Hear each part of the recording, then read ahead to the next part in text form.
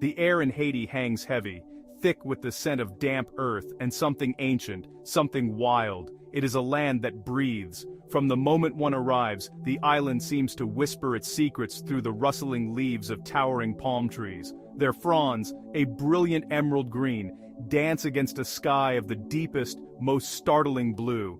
The sun here does not simply shine, it pours down, a liquid gold that drenches the landscape, making every color more intense, every shadow more profound.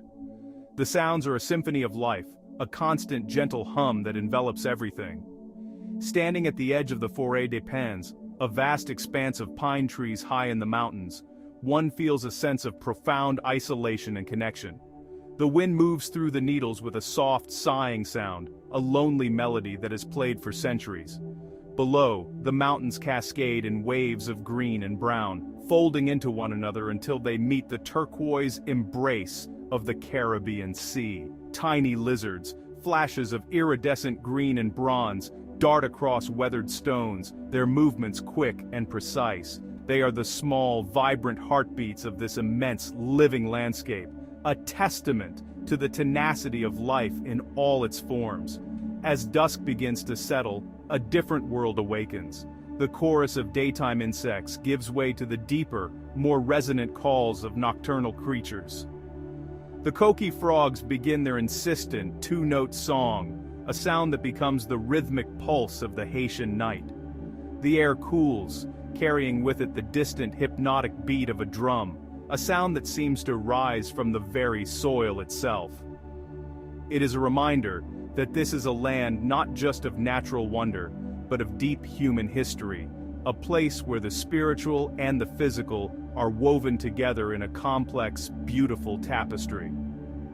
The sheer scale of the wilderness here is breathtaking. Waterfalls, like veils of shimmering silver, tumble down sheer rock faces, their roar a constant presence in the deep valleys.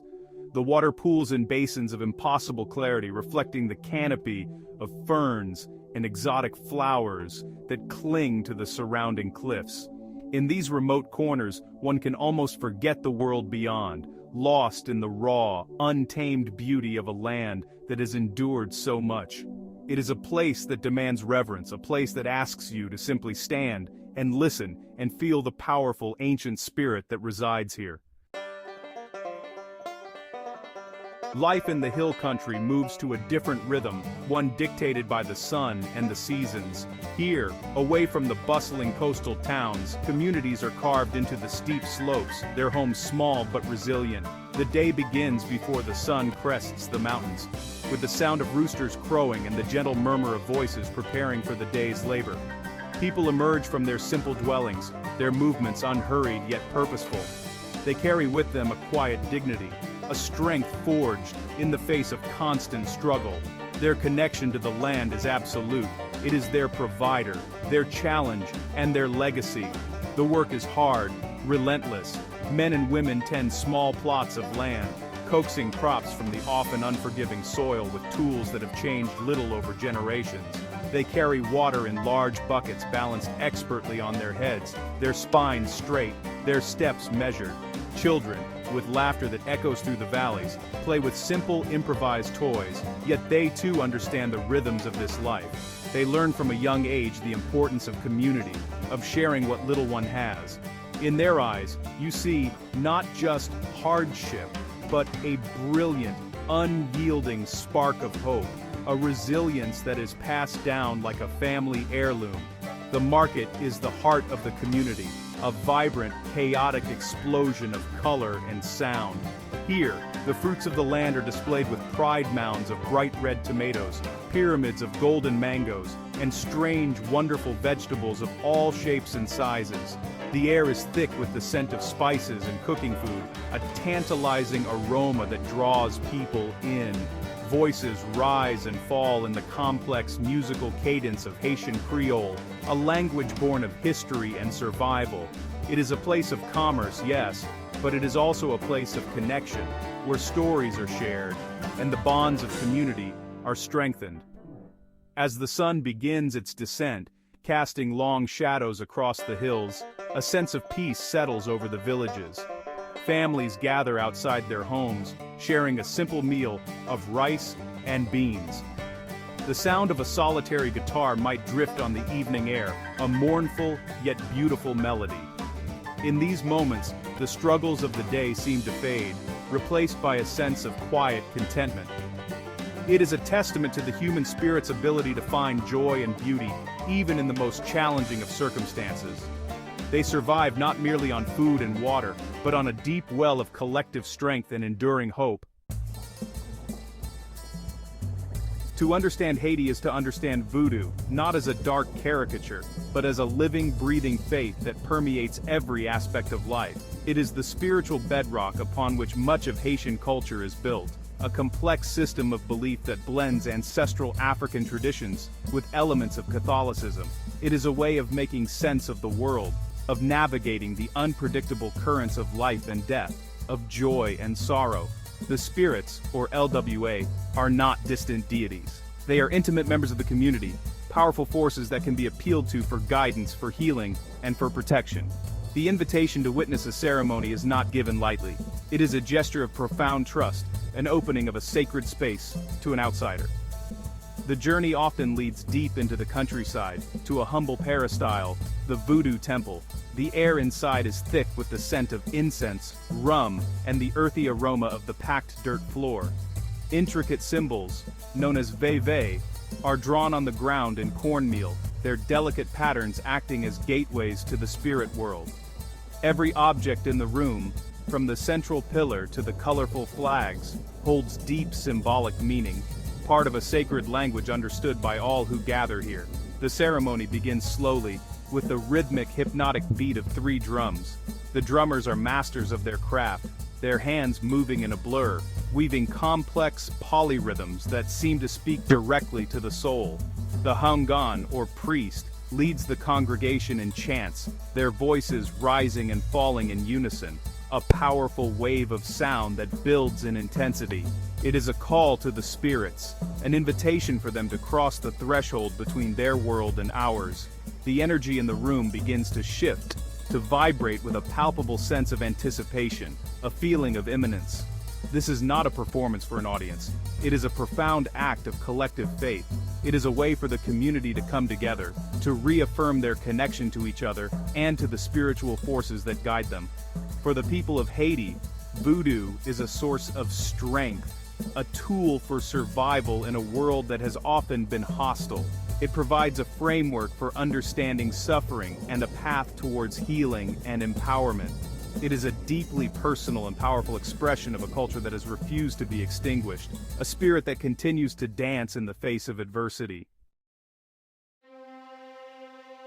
Among the pantheon of voodoo spirits, few are as revered as Erzuli Freda. She is the LWA of love, of beauty, of luxury, and of art.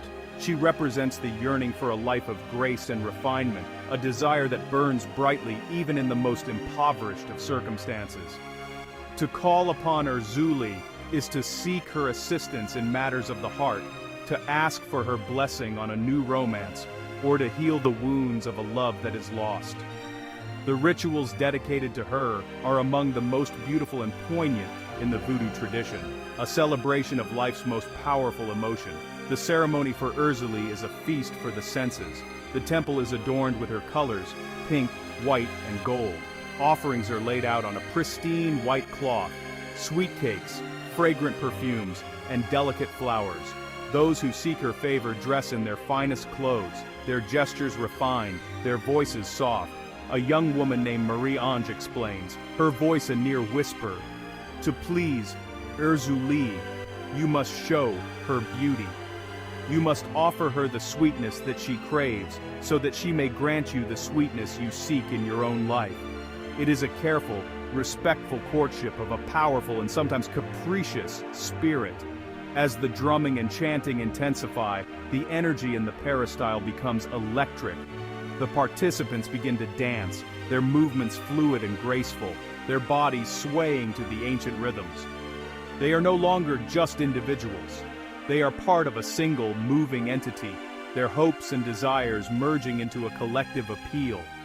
A suspense hangs in the air, a quiet tension. Will she come? Will she hear their prayers?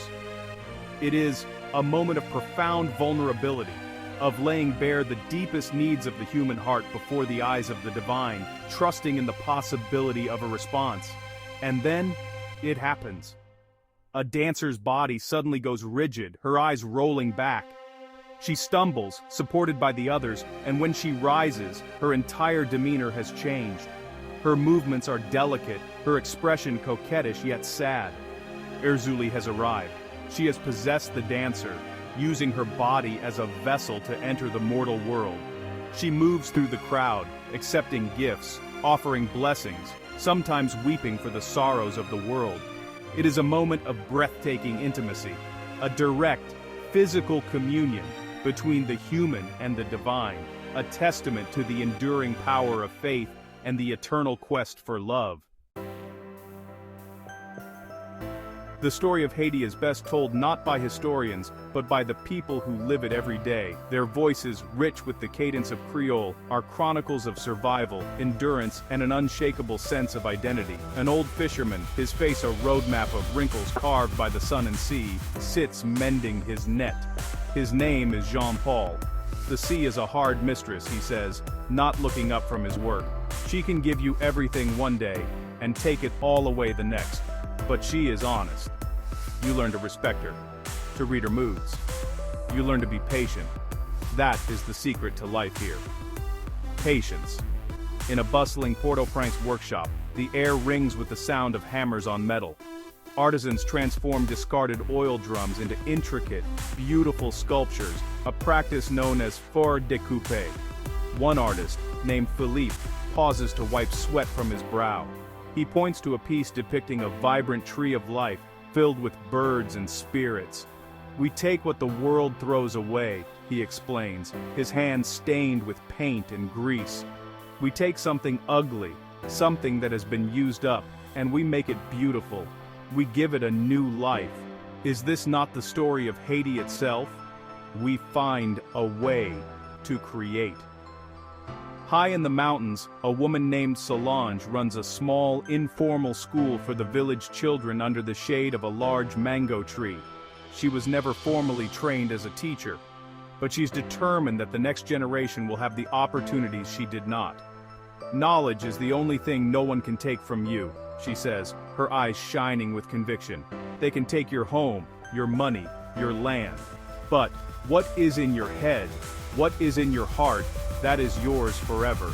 We may be poor in material things, but we will be rich in spirit and in mind. This is my promise. These are not just stories of hardship. They are testimonials to an indomitable spirit. They reveal a profound philosophy of life, one that finds strength in community, beauty in creation, and hope in the face of despair. Each voice is a thread in a larger narrative, a narrative of a people who have faced unimaginable challenges, natural disasters, political turmoil, and crushing poverty, and have not only survived but have continued to create, to love, and to believe. Their resilience is not passive, it is an active, ongoing act of defiance against a world that has often tried to break them. To leave Haiti is to leave with a heart full of contradictions. It is to carry away images of profound poverty alongside moments of breathtaking beauty. It is to have heard stories of immense suffering interwoven with laughter and song. The country defies easy categorization, refusing to be reduced to a simple headline or a tragic statistic. It is a place of deep shadows, yes, but the light that shines here is all the more brilliant for the darkness it pushes against. The spirit of the Haitian people, their Nanim, is a force of nature in itself, something that cannot be easily broken. The hope for Haiti does not lie in grand external solutions, but in the small, powerful currents of resilience that flow through the daily lives of its people. It is in the fisherman mending his net for another day at sea. It is in the artist transforming scrap metal into a thing of beauty. It is in the teacher gathering children under a mango tree. It is in the community coming together to drum and chant, reaffirming their connection to the spirits and to each other. This is where the true strength of the nation resides, in the unbreakable bonds of culture, faith, and shared humanity. As the first light of dawn paints the sky in shades of pink and orange, a new day begins. the sounds of life start once more. The roosters, the distant voices, the first beats of a far-off drum. This daily sunrise feels like a promise, a renewal. It is a reminder that even after the darkest night, light returns. For a country that has endured so much, that has been bent by history and hardship, this daily act of renewal is a powerful metaphor. Haiti has been tested by fire, by water, and by the cruelty of man, but it has not been destroyed. The heart of the island continues to beat. The future of Haiti is unwritten. The challenges remain immense, the path forward uncertain. But to focus only on the struggle is to miss the most essential truth of this remarkable place. The spirit of the Haitian people, their capacity for joy, their creative genius, and their profound resilience is a powerful and enduring force. It is a quiet, steady flame that has weathered every storm and has never been extinguished. And in the heart of the Caribbean, against all odds, that flame continues to burn brightly, illuminating a path toward a new dawn.